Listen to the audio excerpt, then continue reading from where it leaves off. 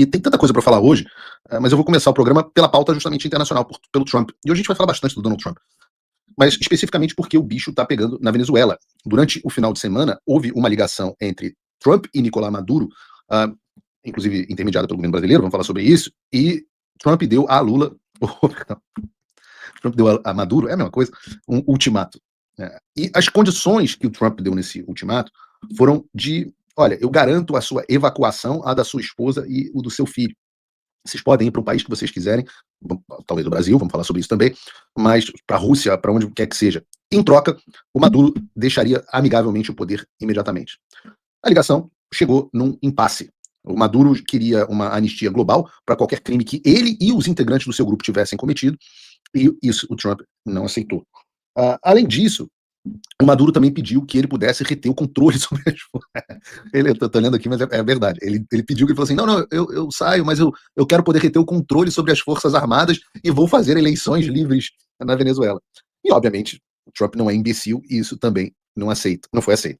E o último impasse também relacionado a isso foi o tempo, foi a linha do tempo na qual essas coisas aconteceriam. Então, os americanos queriam que acontecesse imediatamente, né, que Maduro deixasse o poder imediatamente, mas Caracas, Maduro especificamente, recusou, falou que queria um tempo para convocar eleições livres e por aí vai. Então, não me parece ter sido uma ligação muito boa, muito produtiva, para usar o termo que está na moda. Tem um vídeo do Trump respondendo a uma repórter que perguntou se ele achou que a ligação tinha ido bem, e o Trump, que sempre fala que tudo foi maravilhoso, que as ligações foram espetaculares, tudo no Trump é no hiperlativo, né? Se a conversa foi boa, ele fala, we had a very good, amazing, we have a very long, productive conversation. Dessa vez ele não responde, né? E se o Trump não quer comentar se a ligação tinha ido bem ou não, é porque muito provavelmente a coisa não andou bem. E isso tem um impacto direto, porque vamos falar sobre a ligação do Lula e do Trump também hoje, mas o Brasil foi um dos países que, em tese, intermediou esse contato entre Trump e o Maduro. O que nós sabemos com certeza absoluta, e foi o que gerou essa situação, que é uma situação aguardada há muito tempo, foi que a coisa na Venezuela está, obviamente, muito séria. Nesse exato momento, nós temos alguns dos navios mais poderosos do mundo no Mar no Caribe, interceptando embarcações venezuelanas utilizadas para o tráfico de drogas, e uma delas está gerando uma tretinha na imprensa, que é normal. Nós temos o espaço aéreo da Venezuela completamente fechado. Trump determinou o fechamento completo do espaço aéreo da Venezuela. E temos a base americana, principal americana em Porto Rico, sendo reativada e em movimentação constante. E isso gera uma pressão crescente sobre o Maduro. O que os americanos vão fazer de fato ainda é uma incógnita, né? Me parece improvável que a gente veja uma operação militar de ocupação da Venezuela. Uma pessoa acabou de me perguntar aqui ao telefone, você acha que o Trump, eu brinquei que eu acabei de ter que pagar aqui um imposto pra caramba, e se paga muito imposto aqui nos Estados Unidos, e eu brinquei, e minha mulher perguntou, pô, mas por que tanto imposto assim? Eu falei, ué, alguém tem que financiar a invasão da Venezuela. E ela perguntou, você acha que ele vai invadir a Venezuela? E eu falei, olha, eu acho que não vai haver uma ocupação militar, uma invasão da Venezuela, como foi feito, por exemplo, no Iraque. Agora, me parece sim cada vez mais provável que operações pontuais, aparentemente em terra, ar e mar, sejam executadas.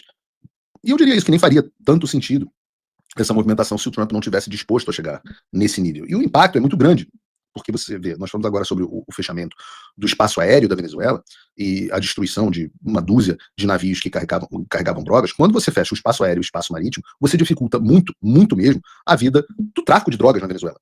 Mais do que isso, você sufoca hoje a principal fonte financeira do regime e de pessoas chaves do regime e gera instabilidade no poder da Venezuela. Vejam, hoje, a imensa maioria dos generais venezuelanos tem algum tipo de ligação com organizações criminosas envolvidas no narcotráfico. Então, quando você dificulta a situação para eles, eles começam a olhar e falar, Maduro, você tem que sair porque senão vai sobrar para a gente. Né? E o que eu estou dizendo, além do petróleo, o grande produto da Venezuela hoje são as drogas. E é esse dinheiro que banca a ditadura.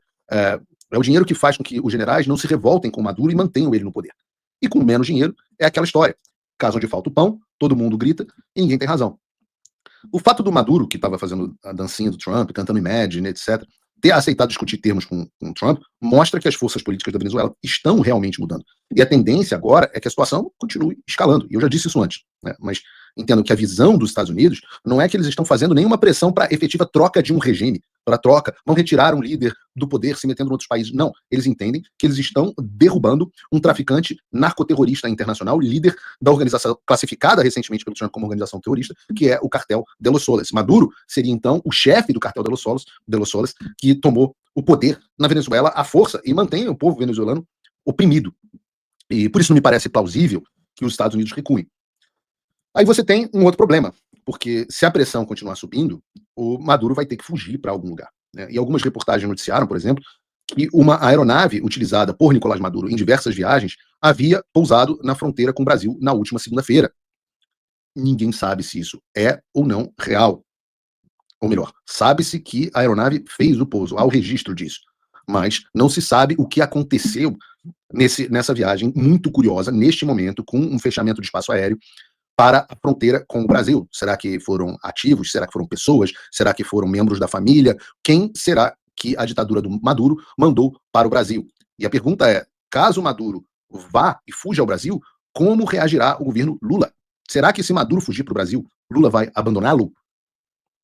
Eu penso que não. Afinal, o governo Lula já afirmou que, caso os Estados Unidos façam, não afirmou, mas eu vou dizer, saiu na imprensa, né? Que caso os Estados Unidos façam algo na Venezuela, o Brasil subirá o tom com os americanos. Tá aí a notícia da CNN. O Brasil só subirá o tom contra Trump se os Estados Unidos atacarem a Venezuela, dizem fontes. Então não é uma declaração oficial do governo Lula, que evita críticas mais duras para não perder a possibilidade de atuar como mediador entre os dois países. Essas ligações do Lula com o Trump são históricas. O Maduro foi uma das primeiras pessoas que o Lula recebeu após a posse em novembro. Em novembro, aliás, agora o Lula estava criticando os ataques americanos às embarcações do tráfico de drogas no Caribe e no Pacífico. Ontem, o PT, o partido do Lula, publicou uma nota manifestando apoio ao Maduro e dizendo que as ações dos Estados Unidos contrariam o direito internacional e a soberania dos Estados. Recentemente, o próprio Lula estava na Colômbia com o Mauro Vieira falando em prestar solidariedade à Venezuela. Essas são todas declarações recentes. E isso coloca o Brasil numa sinuca de bico. De um lado, o governo Lula não quer desagradar os americanos, como diz a reportagem, do outro, não quer abrir mão de um dos seus principais aliados, que é o Maduro. E que o Lula está disposto a receber criminosos de esquerda no Brasil, todo mundo sabe, afinal foi ele que deu asilo a Nadine Heredia, a ex-primeira-dama do Peru, que foi condenada a 15 anos de prisão por lavagem de dinheiro, algo que o Lula entende muito bem. Então, a pergunta fica, Lula vai receber Maduro caso seja necessário?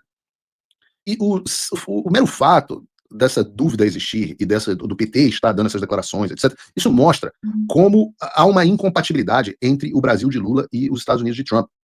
E essa impossibilidade, ela torna impossível qualquer resolução de longo prazo entre os dois países.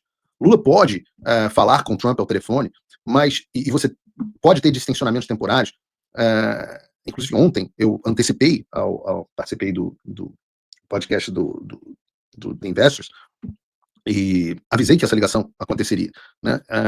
Mas você tem um problema de incompatibilidade de visões para o mundo. Então, o Brasil, nesse momento, pode ser que a razão para o distensionamento entre Trump e Lula esteja sendo influenciada pela prioridade americana na questão da Venezuela. Trump sabe que, ao acenar para o Lula, coloca Lula nesta posição que ele está atualmente, onde ele não pode dar o apoio integral à Venezuela, que ele poderia e que teria feito meses atrás, porque há a expectativa de uma negociação com os Estados Unidos na questão da tarifa. E há de admirar a capacidade de negociação do Donald Trump. Não é tão surpreendente para mim, não deveria ser tão surpreendente para mim, que já estive do outro lado negociando pessoalmente com ele algumas vezes, mas nunca deixa de me surpreender, porque quando houve o anúncio das tarifas para o Brasil, não é segredo para ninguém, Eduardo Bolsonaro e eu entendemos que aquele não era o melhor instrumento.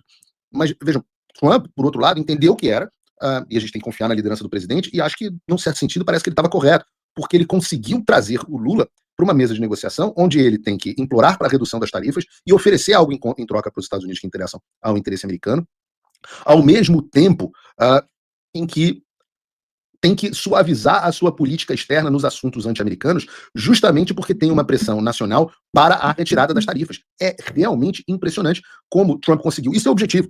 Esse é o objetivo, não é uma questão de opinião do Paulo Figueiredo. Como Trump, com as tarifas, conseguiu desestabilizar toda a política externa do Lula e colocá-lo na posição de, com um pires na mão, pedindo alguma coisa. Também, de forma impressionante, fez com que as ações de sanções individuais contra os ministros do STF, e especialmente sanção Magnitsky contra o Alexandre de Moraes, sequer estivessem na mesa de negociação. Eu ainda não tenho muitos detalhes de como foi essa reunião, e eu estou me referindo à notícia, que eu vou ler aqui no celular, porque saiu no jornal logo antes da gente começar o programa. Bota a notícia do Globo, por favor, Bruno.